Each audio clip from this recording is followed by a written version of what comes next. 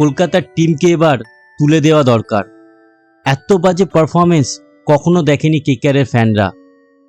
না জেতার ইচ্ছা, না মাঠে কোনো লড়াই করার মতো মানসিকতা, দুটোই কেকেআরের টিমের মধ্যে নেই।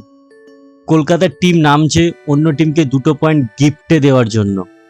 রাহানের ক্যাপ্টেন্সি নিয়ে বারবার প্রশ্ন উঠেছে, কেন রাহানেকে ক্যাপ্টেন করছে কেকেআর? এখন আর কটা ম্যাচ হারার পর ক্যাপ্টেন্সি থেকে সরানো হবে? কেকেআরের ফাস্ট বোলিং জঘন্য, দিশেহারা বোলিং।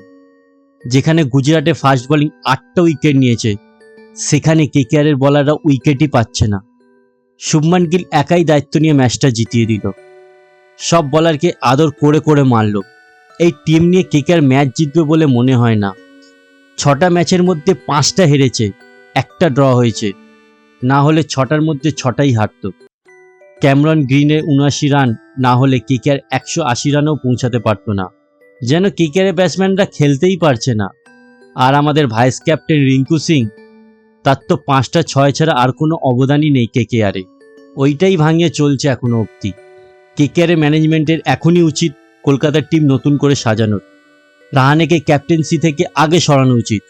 আর কত ম্যাচ রাহানেকে সুযোগ দেবে? আর 8টা ম্যাচ আছে, যদি 8টার মধ্যে 8টাই জেতে তাহলে টপ 4-এ যেতে পারবে কেকেআর। কেকেআরের যা টিমের অবস্থা, সেটাতে মনে হয় না ম্যাচটা জিততে পারবে। কিন্তু টিম যাতে ফাইট করতে পারে সেরকমও মনে হচ্ছে না। একটা ভালো ফাস্ট বোলিং নেই, শুধু দামি দামি প্লেয়ার নিয়েছে যাদের পারফরমেন্স খুবই বাজে। তার সাথে কেকেআরের ভাগ্যটাও খারাপ, ভালো প্লেয়ার চোটের কারণে বাইরে বসে আছে। কেকেআরদের ফ্যানদের খুবই খারাপ সময় চলছে। একটু ভালো খেলে অন্তত ফ্যানদের মনটা খুশি করুক, এর থেকে বেশি আশা করার কিছুই নেই। সব প্লেয়ার বিক্রি করে দিয়েছে, ভুলভাল প্লেয়ার দলে নিলে এরকমই কিছু দেখতে হবে। কেকেআরের কামব্যাকের আশায় থাকবো। কেকেআর টিম কি ঘুরে দাঁড়াবে? কমেন্টে বলতে পারেন। আর এরকম ভিডিওর জন্য আমাদের চ্যানেলটিকে like, comment, share and subscribe করুন।